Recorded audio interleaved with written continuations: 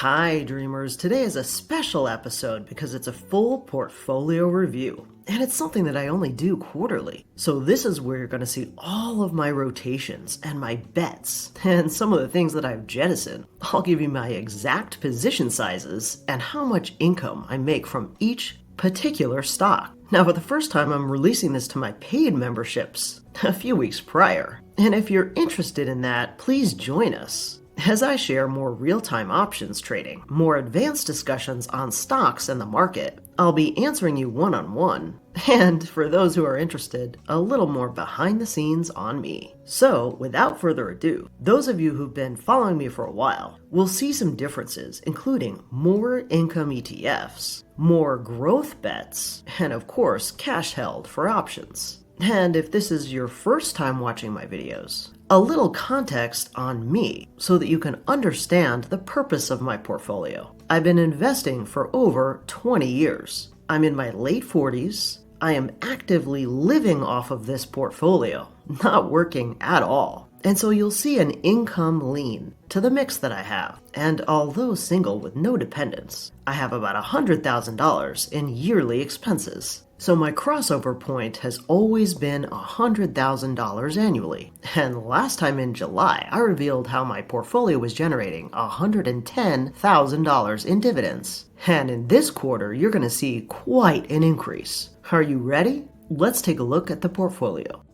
Alright, well, before I show you my $1.9 million portfolio, let me give you the high-level snapshot. What you're gonna see is that my portfolio has a nice mix and diversification because I'm in wealth preservation mode as well as income generation mode. And so primarily I hold large market cap companies and have a blend of growth and value, just like the total US stock market. And you'll also see I'm not taking many bets around the world, with 90% of my portfolio in North America, which includes Canada, and only about 10% in Europe, primarily the UK. And in terms of my sector allocation, you can see I have 30% infotech, 15% financials, 12% healthcare.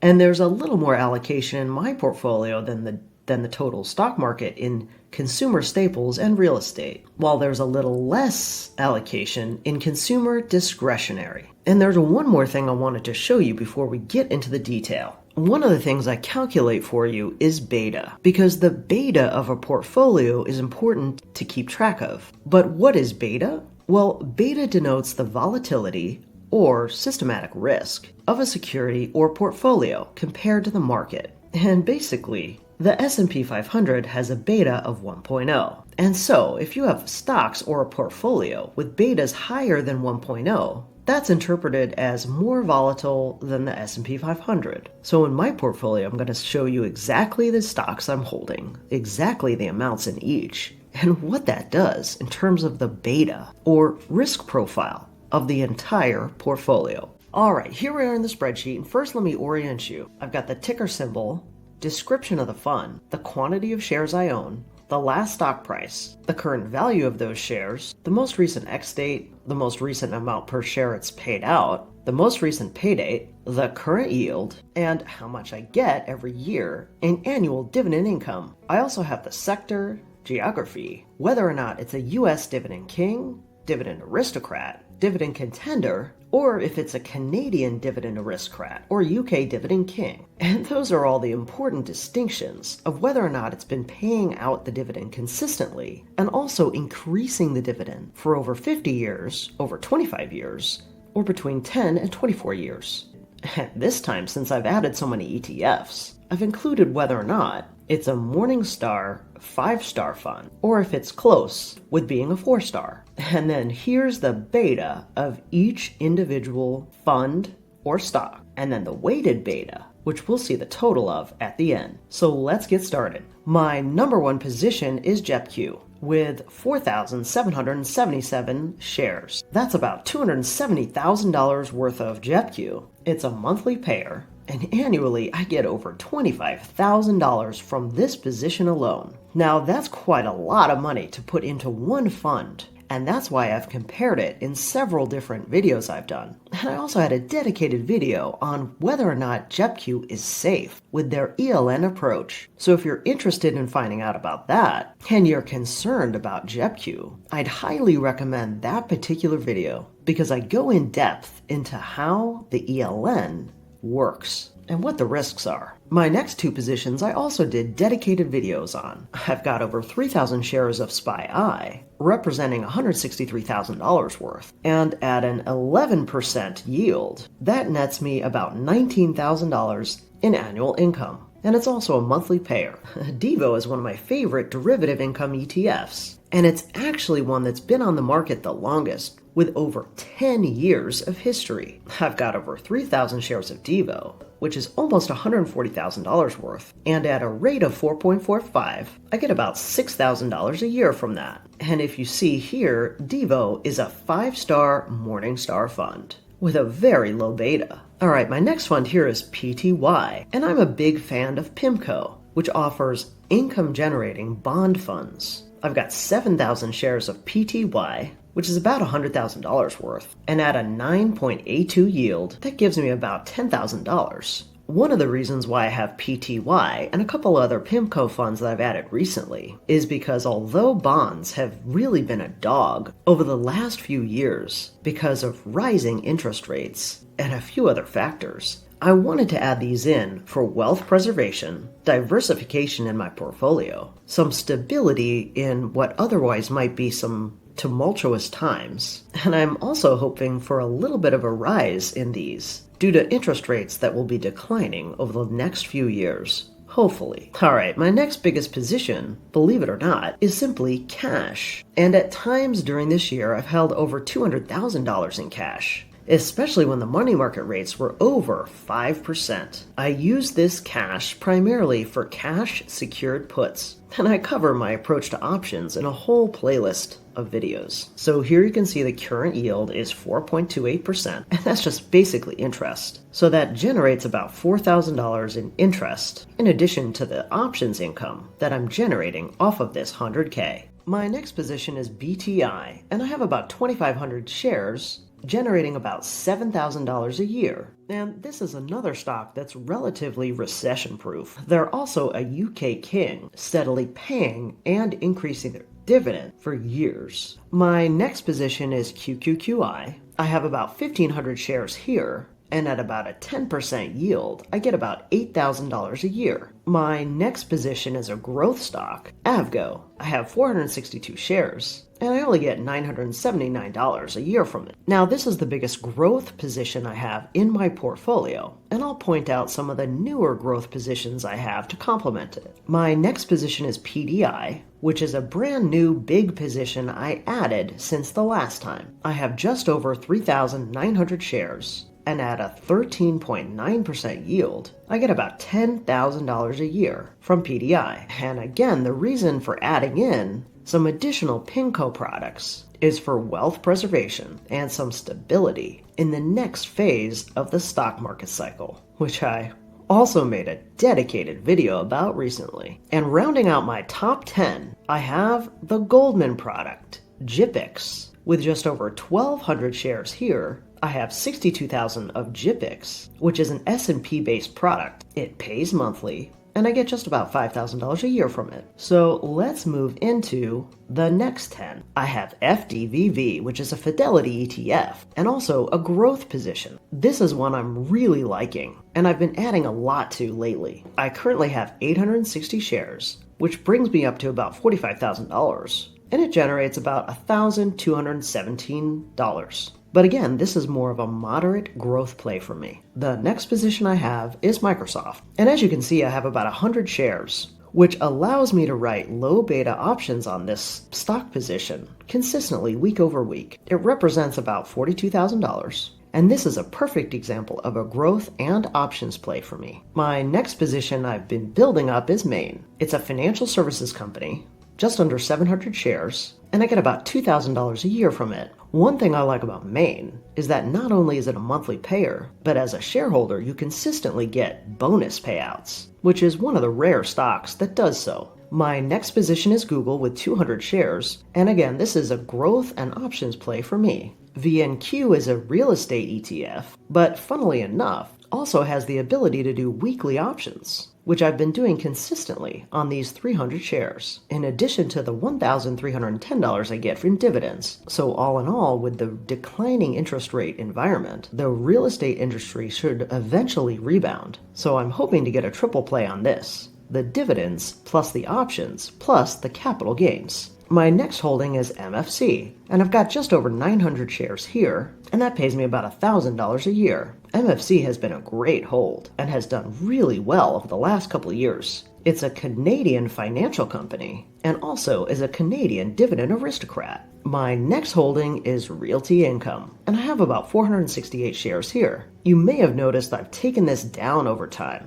and partly to diversify across a wider variety of real estate positions, which I'm doing through VNQ and some of the other ones you'll see in a minute. So for now, I've got $26,000 in Realty Income, and that gives me about $1,500. My next position is McKesson. This is also a growth play for me. I've got 41 shares and about $25,000 here. And this is a US healthcare company that is also a dividend contender. My next position is IWMI, and this is the NEOS derivative ETF covered call product on the Russell 2000. This is also a new ad with 460 shares, kicking off $1,400. One of the reasons why I like this new position is that small cap stocks should start to rebound in a declining interest rate environment. So I wanted to put a little skin in the game into this particular NEOS product. And rounding out my top 20, I have the other sister Goldman Sachs product based on the NASDAQ, GPIQ. I've got 461 shares here, and that generates about $2,200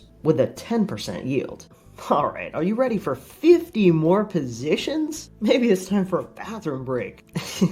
All right, I'm going to pick up the pace a little bit, but I think the way to look at this is that all of these positions are ones that you can do a little bit more research on. And by the way, all of the information that you see on the screen today is from Fidelity or Seeking Alpha. And as always, I encourage you to do your own research to see which works best for you, your goals, and your time horizon. All right, let's go down to the next group. Here is the next 10. I've got STWD, which I've held for a very long time. It's a commercial real estate company based in the US, and I tell you what, it has grown like a weed, and every time I feel like it gets too big, I chop it down and redistribute my profits, and then it just grows and grows again. So in any case, I still have over 1,000 shares of STWD, and that generates $2,000 in annual income. Cintas is one of my favorite growth stocks, and due to a recent split, I added to it a little bit to bring it up to 100 shares, so I could do a little options play off of it. Sunoco is my only real energy stock that I've held for a very long time. I've got 400 shares here, and that kicks off $1,400. QDVO is a brand new fund that I'm very, very excited about because it's part of the Amplify family, and I just love their investing approach. So I've been actively building on this one. I'm up to almost $20,000 and almost 750 shares, and it just came out, so this yield isn't even accurate. In my view, this is going to be a great growth and income generating fund, and maybe one for you to watch. The next holding I have is JHG, which is a financial company out of the UK that I've held for years and years and years, and has performed incredibly well. Then I've got FTech, which I've recently built to 100 shares, which is also more of a growth ETF play for me. And as you can see over here is a 5-star Morningstar fund. I've got 52 shares of PSA, which is public storage, that I've also held for a long time, and then another ETF that I'm growing. And if you follow me on X, you know that I consistently show SCHD versus SCHG, and I invite you to do the same and check out the results. This is also a 5-star Morningstar fund, and I'm up to $17,000 worth, and is also a growth play. My next position is Pepsi with 108 shares, kicking off just about $500. And then I've got BMO, the Bank of Montreal, which is a financial institution in Canada, and also a Canadian dividend aristocrat. So going down the list, these are my next 10. iSpy is ProShares daily options play, which I'm really liking. And so I've been building up iSpy lately. I'm up to 366 shares, it yields about 8.5%, and it generates about $1,400 for me. The next one I have is Fortis, which is a Canadian utility company with the lowest beta in my entire portfolio of 0.22. This company is never going out of business. The next position I have is XDTE, which is also a daily derivative fund like I SPY. These dailies are actually performing pretty well against the monthly derivative income fund, and so it's something that I'm keeping an eye on and slowly building in. I've got just over 250 shares, and that generates over $2,000 for me. Now, one of the things that I'd like to test in these brand new funds is how they perform in a major correction. So that's something to be aware of, and don't get too enamored with the high yields. My next fund is SLF. I've got 200 shares here. It gives me about $500 a year. And this is a Canadian dividend aristocrat. PCN is another PIMCO product that I've recently added to the mix. I've got 875 shares, or just about $12,000 worth, and that kicks off about $1,000 a year. Cardinal Health has performed really well as of late, and this is a medium growth play and a healthcare dividend aristocrat. My next fund that's relatively new is HTGC, and this is more of a speculative play. It is my only BDC, which I typically don't like, and it's more of like a small cap innovation play. So we'll see how this does over time, again with the declining interest rates. I've got 610 shares, and it generates about $1,000 a year. My next stock is Duke Energy, and I've got 100 shares here, and that generates about $400 a year. And this is a US dividend contender in the utility space with a very low beta. And so you're probably getting the sense by now that I err on the safe side and the wealth preservation side. My next position, which has done really well this year, is Stag. I've got 310 shares here, and that generates about $459. IYW is another technology ETF. I've got 60 shares here, and this is purely a growth play that is also a 5-star Morningstar fund. And that brings me to my next 10 positions. I've got Berkshire Hathaway, which doesn't pay any dividend, so is a pure growth play. VUG, which is another Vanguard ETF. SVOL, which is a more speculative ETF. SOXX, which is also a growth ETF. And JQUA, which I've really liked the portfolio and the growth profile of. And just to show you these four in particular, they are all 4 or 5-star funds. EBF is another stock I've held for a very long time, and it's a small cap company that just continues to perform. I've got 11 shares of UNH, 33 shares of TSM, which I've held in the past and just re-added, about 100 shares of WPC, and 22 shares of SMH, which is another position I've been wheeling back and forth this year, and have taken a quick pause on this before I add any more, due to the high valuations. Rolling into my next 10, I've got VBR, which is a Vanguard small cap play, Canadian Imperial, which is another Canadian aristocrat, Lilly, which is a US dividend contender, Amazon, which doesn't have any dividends, but I consider a deal in high tech, Amat, which is a new growth bet for me, VGT, Getty, which I've held for a little while, QQQ, XLU, and XLV, which are 2 sectors that I believe are due for a rebound. And that brings me to my last positions. QDTE, which is the sister fund to XDTE, Texas Instruments, which I've held for a very long time and have wheeled back and forth and recently been called. And this is another one I've taken a quick pause on. And so if it dips a little bit in the near future, I might be doing a cash secured put on this one because it's a quality company that's also a dividend contender. I have a new bet on ASML, FRT, which I recently sold out of one account and started adding back in another one. And this is the rare REIT Dividend King. I took a small position when Costco recently dipped. I used to hold a lot more shares of Novo Nordisk until they got called away at a very high price. And this one has recently dipped so far down that it might be another candidate for cash secured puts soon. And then I just have a handful of Apple, a handful of IBM, because this is another one I've held for years and years and recently got called away at a high price. And to wrap it up, VIG. In addition to those 70 positions, I have another 16 positions that represent test positions as I think about other industries and sectors and keep my finger on the pulse of momentum. One of the things I've covered in many videos is when I'm interested in a stock or sector, I tend to buy 1 or 2 shares because as soon as you have skin in the game, you tend to pay more attention. And also your brokerage feed starts to fill with all the information relating to that business. And it just helps to educate you before you decide, is this something we want to continue to hold, add to, or let go? And that brings me to my final reveal on how much this portfolio is generating annually in dividend income and what the risk profile of this portfolio is. And here it is. As of November 2024, I have $1,925,718. And if you take away that $99,000 held in cash for options, the invested stock amount is 1.8, and that is generating $127,219 in annual dividend income, which is a weighted yield of about 6.61%. Now, for context, I also had significant expenses this quarter, and I transferred out about $69,000 just for living expenses, which is kind of sad because I might be right at that $2 million mark if I hadn't done that. But this is how it feels to live off of a stock portfolio. And so how does that compare from before? Well, in July, I showed you my $1.9 million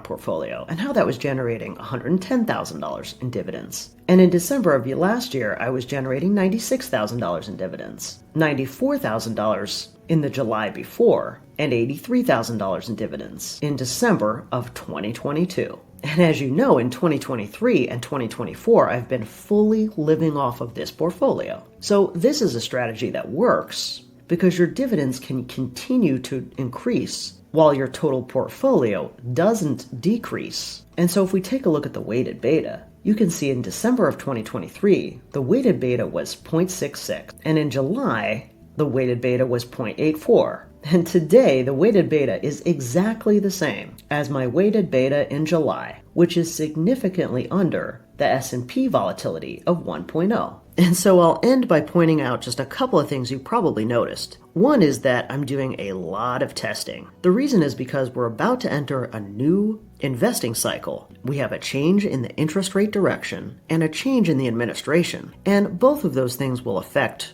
your brokerage and individual sectors over the next 4 years. The second thing is you probably noticed a lot of reliance on those income generating ETFs. And you can possibly read into that I'm safeguarding against any potential sideways market while I'm also adding in some bond funds for stability. You also probably noticed I'm doing less options right now, which I might switch up again if we have a dramatic drop in the market in order to do more cash secure puts on the way back up. And the last thing you probably noticed is my low beta portfolio, which is just a consistent marker for me, as my main goal in the end stage of my investing is wealth preservation, income generation, and certainly diversification. So I hope this was helpful for you. Let me know what you think in the comments. Well, that's it for today. I hope you enjoyed this dividend income update. And if you want a richer, real-time experience with me, you can always follow me on Instagram or X. And if you're doing your own research using Seeking Alpha, feel free to find the link below to subscribe if you want, no pressure. As always, I encourage you to do your own research, then implement and learn by putting it into practice. And as a reminder, I'm not a financial advisor, so keep in mind these videos are for entertainment and inspiration only. I'll see you on the flip side.